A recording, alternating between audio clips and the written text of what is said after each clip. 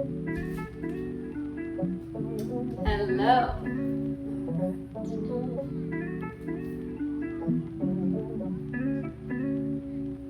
Hi, welcome back. I know it has been a hot minute, so let's talk about it. So the last you heard from me, I was about to move to LA. We moved to LA for 3 months. We definitely moved to the wrong neighborhood. You know, I could have just had a bad experience there because I didn't know the area well enough, but for me personally, like we were on the west side in Marina Del Rey. Not the best place to move when you're first kind of getting to LA. I feel like when you come from New York, moving to the west side is a little disappointing, I guess, because I'm just used to like being able to walk to so many cool bars and restaurants. It was disappointing. And after 3 months and after our dog died from the last vlog, you know, he was 18 and a half, actually nearly 19. And so, you know, we knew that that was coming eventually, probably in the next like year or two, but it was really hard. We lost Ernie like a month into being in LA. We were at like a sublet for 3 months. And so just staying there kind of while we got our bearings, like trying to find a place to live, and ended up, after those 3 months were done, deciding to go travel indefinitely. We spent most of our time in rural England, where George is from, and it was nice. I feel like I've lived so much of my adult life in New York, or in like big cities. Even where I come from, Minneapolis, like it's not a massive city, but it's still like a decent sized city. And I guess I just like have never had that kind of like small town existence before. It was really nice. We did a lot of other stuff too. We were in New York for a bit, Miami, Italy, Spain. It was great. It was amazing. After a while, I was ready to come back to the US. I've been working this whole time and work has picked up like crazy. I'm so excited to make more work videos because I feel like I have kind of manifested this like dream career for myself. I have managed to double my income in the last year. I'm working a lot, but I love every moment of it. And I feel like everybody always says like, do what you love and you'll never work a day in your life. But I've always thought of like, when you actually start working all the time for the thing you love, it's probably gonna not feel like the thing you love. It probably will start feeling like work no matter what. And I mean, don't get me wrong, there's some really stressful weeks, but in general, like, oh my God, I've been loving it. I just have so much freedom with it. I don't know. I'll make a whole video about that because work just makes me so happy. And I know a lot of people will say like, oh, that's so sad. Like you're such a product of capitalism or whatever. I love working and I'm sorry, but I love it. It's the thing that makes me happiest on earth. Love my clients. I feel like I've just hit the jackpot all around. Anyway, I've been working this whole time. And don't get me wrong, it's kind of nice being on the European time because I get so much done in the mornings before New York is even online. And you know, then a lot of evenings, like all I have to do is take meetings. After a while, I was like, I feel like I need to get back to the States. Also, I was in England for a total of 4 months this last year, which means like, you know, I only have 2 months there left, like legally, that I can be there in the year. And if I want to go back around Christmas time, I don't know. I was just like, I feel like I'm getting dangerously close to this cutoff. So I decided to come back to LA. So I'm back here now. And then my husband's still there indefinitely. He just wanted to spend more time there with family, which to be honest is nice. I feel like no matter how much you love someone, George and I have not been apart for more than 2 hours, I think, at a time for the last like 9 months, which is crazy. And so anyway, I'm here now alone and I'm subletting once again, but now I'm on the east side, which I'm a lot happier about. I have more friends over here. It's where I should have moved originally, but I think the natural idea when you're like coming from New York is like, oh my God, I'm gonna be in California. I should move by the beach. It's gonna be great. I'll go to the beach all the time. I'll watch sunsets there every night. Of course it didn't happen. To be honest, like Venice Beach, like the beaches by Marina Del Rey, like they're not as nice as, you know, like you go to Malibu and you have like a really good beach experience, but Venice, Santa Monica, it's kind of dirty, it's crowded. it wasn't like a place that I wanted to go to after working all day. So, yeah, I'm a lot happier to be on the east side. Like I said, I have a lot more friends here. I live in a very central area, so like I walk out of my door and there's cafes, there's bars, there's people dressed cool. And after like being, and I loved rural England, don't get me wrong, but after like being in Marina Del Rey and then like rural England, like I loved being back in a place with people who look like they are in Brooklyn. You know, I love it and it's amazing, and I'm just so happy to be here. I'm so happy. I've also never lived alone. I always wanted to live alone. That was always my idea, that I would do for like a year or two. And it just never happened because I was living with roommates, and then,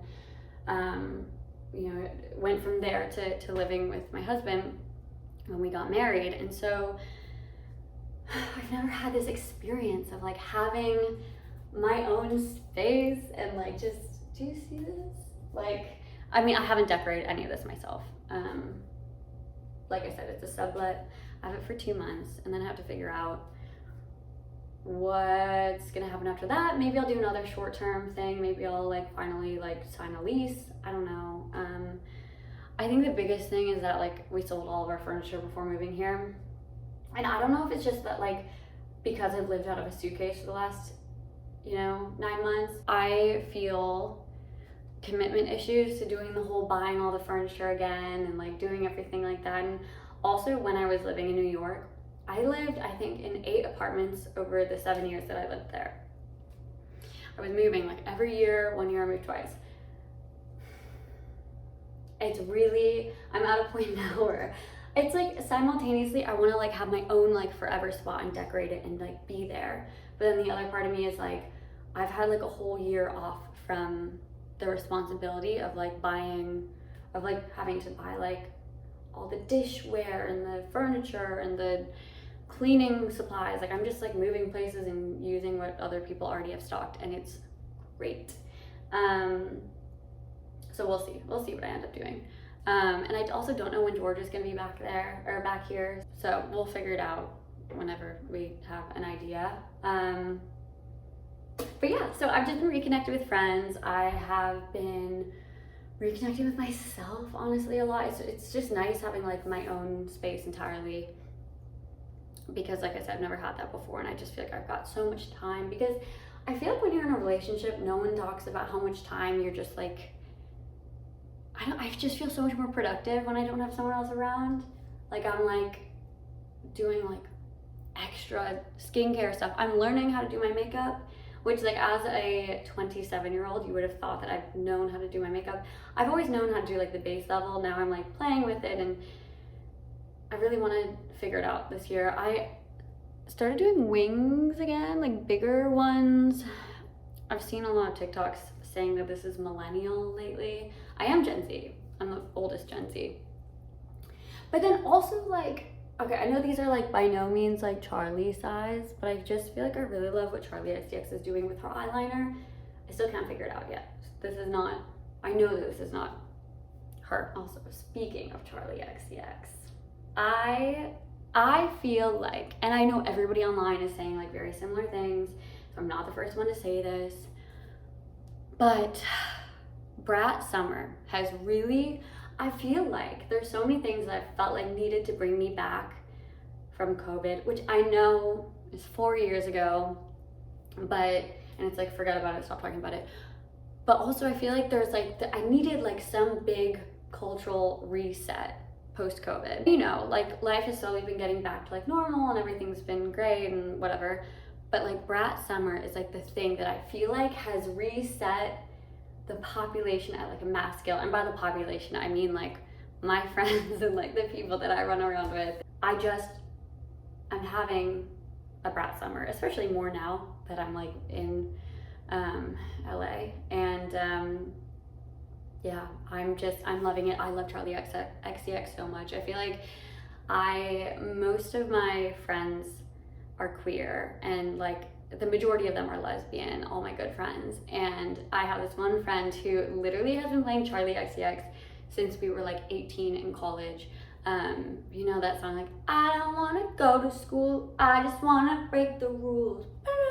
We would sing that and we would like pregame to it, and she was just obsessed with Charlie and like everything that Charlie did, you know, throughout the time that I've known this girl. Like, we would be partying to it all the time. Like, she made sure that Charlie was centered at all of our parties, all of our pre-games.